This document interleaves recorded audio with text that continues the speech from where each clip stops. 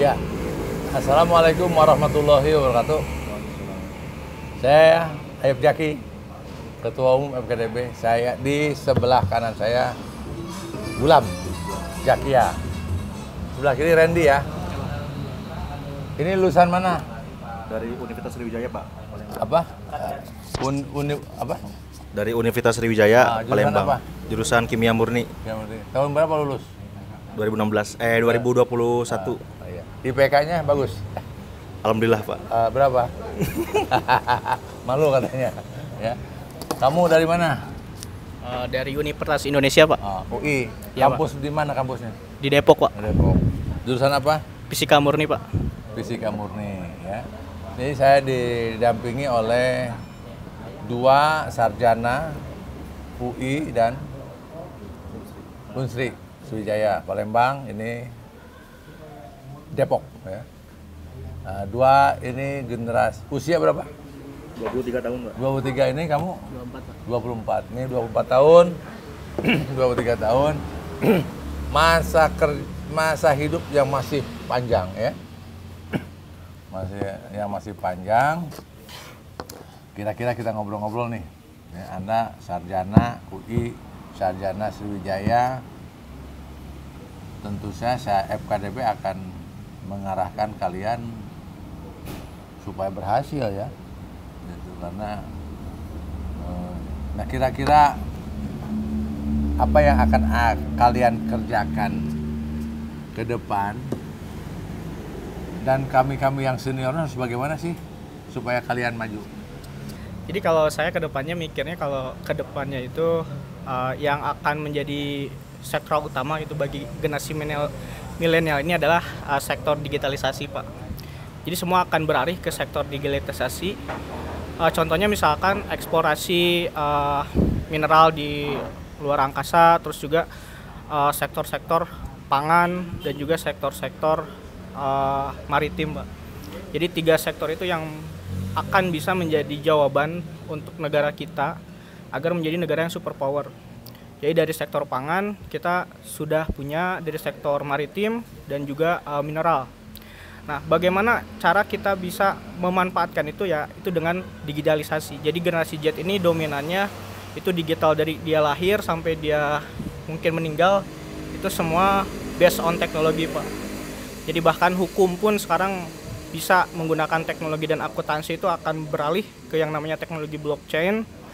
Dan ya itu sebenarnya harapan bagi generasi Z. Generasi Z ini orangnya itu lebih suka yang efisien dan juga jelas gitu. Jadi orangnya istilahnya tuh nggak suka terlalu banyak aturan. Asalkan itu jelas dan dia suka. Nah itulah generasi Z. Makanya harapan saya ke depannya dari mulai sektor pertanian itu ada digitalisasi seperti IoT yang sekarang tuh banyak. Itu di samping kita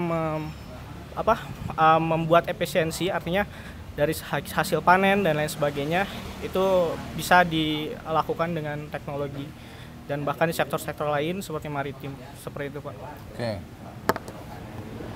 Gulam, Randy itu lebih langsung aja dia ke sektor digitalisasi ya. Karena memang semua akan migrasi seluruhnya. Dan ini mungkin nggak sampai lama-lama amat ya. Termasuk juga sistem perpajakan dengan digitalisasi, hukum juga digitalisasi, akuntansi dan lain sebagainya, sehingga semuanya transparan. Setuju kah? Indonesia masa depan itu transparan. Oh, jelas, kalau dari saya sangat setuju, Pak. Cuman mungkin dari saya ada perspektif yang perlu ditambahkan gitu. Bahwa memang ini kan masuk ke arah globalisasi, Pak. Bangsa ini jika kita melalui globalisasi tanpa ada penguatan dalam bidang nasionalisme, itu pun bakal menjadi celaka gitu. Dan jadi harapan saya kalau buat generasi Z, kita ke depan pun harus menanamkan dasar-dasar nasionalisme pada diri kita gitu. Bagaimana undang-undang contohnya di pasal 33 ayat 3 itu, yang mengharuskan bahwa seluruh sumber daya mineral yang ada di bumi, udara dan di dalam tanah itu dimanfaatkan untuk negara gitu. Jadi ke arah nasionalisme, jangan sampai kita pun selaku generasi Z itu mengenyam atau menerima arus globalisasi ini secara satu pihak gitu. Sedangkan jiwa kita untuk bangsa ini tidak ditanamkan gitu. Nah, oke, terima kasih. Gulam lebih ke apa namanya?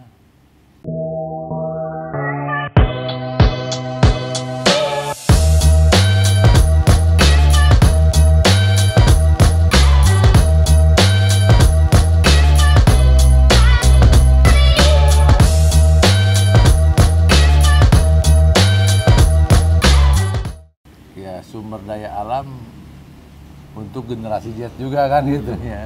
Pengkaplingannya kali ya. Kaplingannya tolong disisakan untuk generasi Z ya. Bagus sekali ya.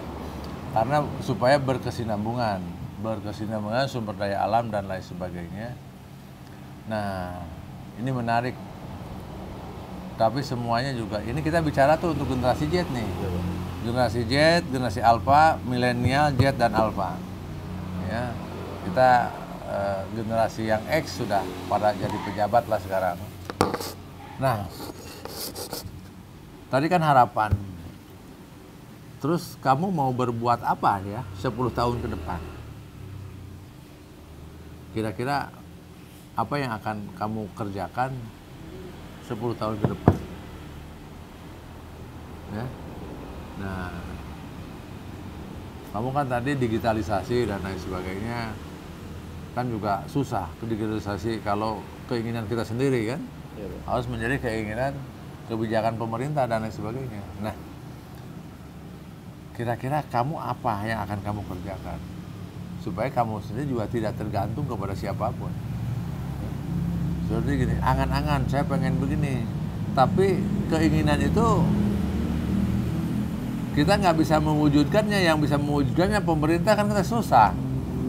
Nah, kira-kira impian-impian kalian berdua supaya bisa dikerjakan apa sih? Silakan. Impian saya lebih Yang mungkin realitanya. ya lebih mengedepankan pendidikan. Jadi sistem pendidikan yang sekarang yang dinilai bukan tidak berhasil tapi kurang optimal, itu akan disekelaskan dengan passion dari generasi Z itu sendiri. Oke. Seperti itu, Pak. Jadi, oke. Contohnya kayak apa? Pendidikan mau diperbaikan di sini ada pendidikan usia dini, pendidikan dasar, menengah dan pendidikan tinggi. Gimana itu? Untuk pendidikan dasar mungkin akan diberikan kurikulum-kurikulum yang menunjang dari sektor digital, Pak. Jadi contohnya misalkan diperkenalkan ya, memang kalau programnya oke lah.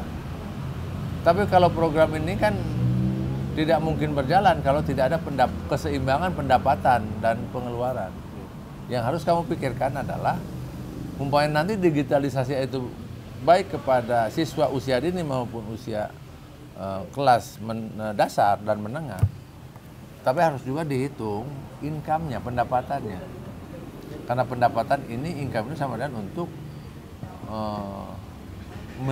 mendapatkan anggaran untuk pengeluaran, sehingga antara pemasukan dan pengeluaran ini seimbang atau lebih banyak pemasukan malah, supaya terjadi satu ekosistem yang baik. Kamu membuat satu program tapi keluar aja paling juga kekuatan cuma 3-6 bulan. Menurut kamu gimana? Jadi harus ada masuk, keluar dan masuk. Dari misalkan sektor PAUD gitu, Pak. Jadi PAUD. kita membuat sistem digitalisasi semacam membuat platform atau pelatihan-pelatihan bagi guru-guru eksternal, dan di situ menjadi income bagi kita, dan kemudian dari income itu kita lakukan pengembangan untuk membuat program-program yang terbarukan. Jadi sejenis itu ya. Oke lah, pendidikan nanti kalaupun nanti bisa nanti dikaji. Yang paling laku mana sih? Yang seperti itu. Supaya ini menjadikan income. Jadi kan gini, kebaikan, pemirsa ya, kebaikan kalau sudah menghasilkan keuntungan, maka kebaikan itu akan langgeng selama-lamanya.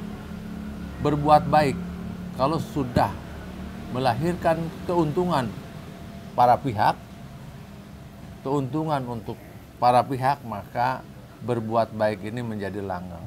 Seperti itu. Begitu juga Randy ya, Gulam, kegiatan pembangunan sistem pendidikan kalau sudah bisa menguntungkan ke semua pihak yang terkait, maka kegiatan itu akan menjadi langgeng. Ya. Terutama pada pendapatan, karena apapun semuanya hidup ini biaya. Ya. Bagaimana menurut Gulam? Silahkan. Ya Pak, cukup sepakat sama yang disampaikan Randy. Kalau saya berpikir memang kan dalam pendidikan itu ada ekosistem. Itu ada yang namanya pengajar, pegawai sama peserta didik gitu. Cuma kan secara tujuan pendidikan itu adalah untuk meningkatkan IPM lah, atau kita lihat adalah sebagai indeks pembangunan manusia itu. Jadi ada 3 variabel yang bisa mengukur bagaimana IPM kita itu bagus. Pendidikan, kesehatan, dan juga pendapatan per kapita atau pengeluaran tadi. Pendapat pemasukan, Pak. Jelas itu berarti sebelum pendidikan itu kita bangun, kita harus dulu mengukur bagaimana pendapatannya dari pendidikan itu gitu. Maka kalau memang idealnya seperti apa, ya kita harus membuat bagaimana pendidikan itu menjadi pendidikan yang mandiri itu dari segi finansial. Sehingga kita bisa mengukur bagaimana lama pendidikannya, bagaimana kesehatannya, dan bagaimana pendapatan atau pengeluaran per kapitanya gitu. Yeah. Dan kesehatan dengan pengeluaran per kapita sangat relevan gitu. Ketika income kita banyak, itu bakal meningkat. Ini menarik nih Gulam. Kamu bilang IPM, Indeks Pembangunan Manusia. Siapa? Satu dilihat pendidikannya. Nah, udah bagus sekali ini. Yang kedua kesehatannya, ketiga adalah pendapatan. Pendapatan di sini terkait juga produktivitas. Produktivitas, nah ini juga ada ilmu itu sendiri kan, ya kan? Ya. Contoh pertanian, produktivitas padinya cuma 1 hektar hanya 5 ton kan kecil ya. Tapi kalau 1 hektarnya 8 ton, lain ceritanya kan seperti itu. Nah ini otomatis menjadi pendapatan. Nah, oke, dari 3 komponen tadi indeks pembangunan manusia ya. Coba saya nyoroti yang nomor 3. Nah, nomor 1 kan pendidikan, nomor 3 adalah punya pendapatan. Kira-kira generasi Z ini supaya punya pendapatan merata, kalau tidak merata susah merata. Kira-kira apa yang akan kalian kerjakan untuk mengajak sama-sama generasi Z supaya punya pendapatan yang layak sehingga masuk kepada standar indeks pembangunan manusia? Silakan. Siapa dulu, Randy? Untuk generasi Z, Pak ya. Susah nggak pertanyaan saya? Standarnya berapa idealnya, Pak? Untuk pendapatan per kapita Indonesia? Pendapatan gini, ya kamu kan gini. Yang jelas harus di atas upah minimum, itu harus di atas. Minimal satu setengah kali atau 2 kalinya. Terserah kamu. Ya. Nah kalau saya sih lebih baik tinggi ya. Lebih baik tinggi 2 kalinya lah dari. Bagaimana nih generasi Z ini kita membuat satu ekosistem kelompok kecil. Kelompok itu ini kan bisa 2 orang, 3 orang, 4 orang kan gitu. Iya, Pak. Nah bagaimana kita membuat dia punya pendapatan, ya kan? Yang jelas kan ini untuk membuat sampel contoh indeks pembangunan, bukan hanya Gulam dan Randy ini hanya bicara keinginan, bicara pendapat, bicara gagasan. Kita harus bicara pembuktian walaupun hanya 2-3 orang. Kan kalian dengan FDIT masalahnya. Ya. Kalian dibina oleh saya nanti kan itu. Harus berhasil. Ya, pemirsa, nih 2 orang. UI nih lulusan. Ini Sriwijaya. Ya. Perguruan tinggi mentereng di Indonesia. Ya. Saya latih supaya dia bisa membawa generasi Z untuk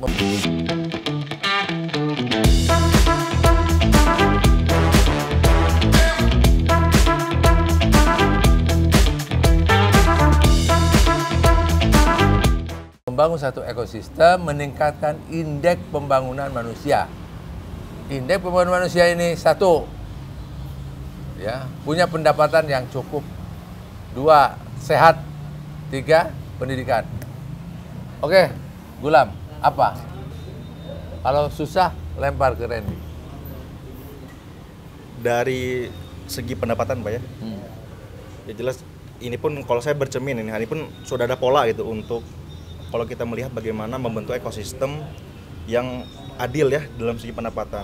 Itu di FKDB saya kira sudah dikerjakan mengenai pola kemitraan. Ada apa namanya?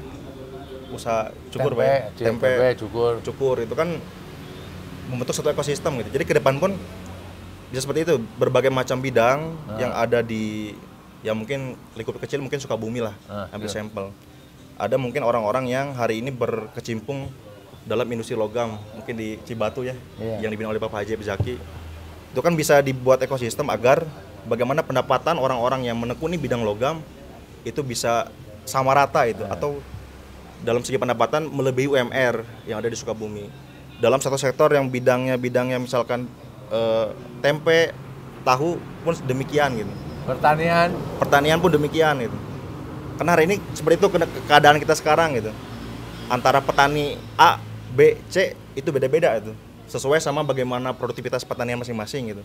Tapi kalau kita bisa buat ekosistem atau pengumpulan kelompok-kelompok tani, itu saya kira bisa terbentuk berbagai macam bidang yang pelakunya mendapatkan pendapatan yang relatif tinggi gitu, melebihi UMR yang ada gitu. Begitu dari saya, Pak. Terima kasih. Randy, pendapat kamu gimana? Pendapat saya kurang lebih sama yang dipaparkan oleh saudara Gulam. Jadi sebenarnya yang untuk membuat ekonomi ini rata itu dengan adanya program kemitraan yang salah satunya contoh yang sudah dicontohkan oleh FKDB.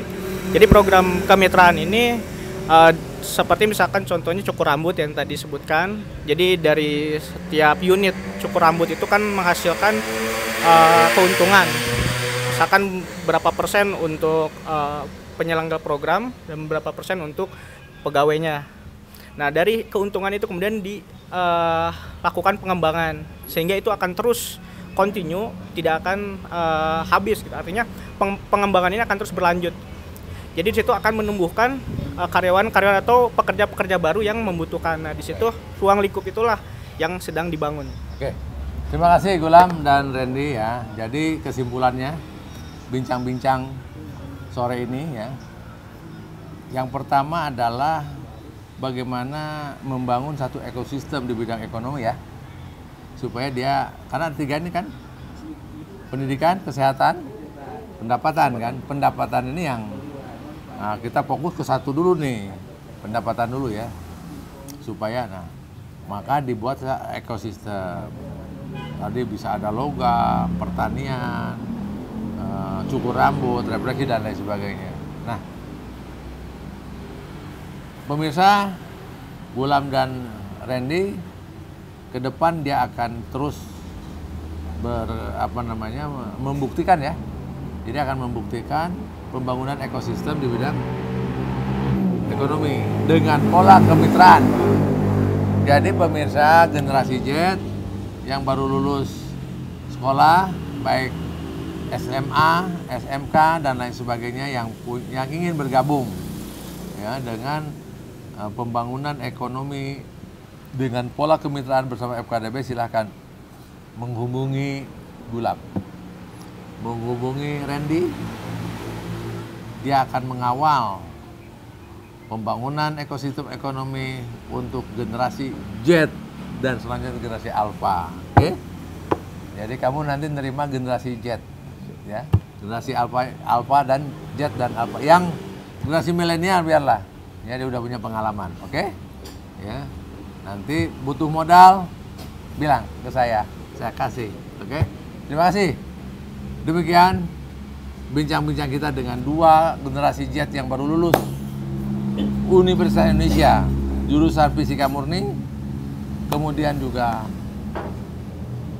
sarjana dari Universitas Sriwijaya jurusan kimia ya. Sama-sama orang eksak masuk ke dunia ekonomi, nggak apa-apa ya. Ayo berkarya untuk Indonesia Jaya. Terima kasih. Assalamualaikum warahmatullahi wabarakatuh.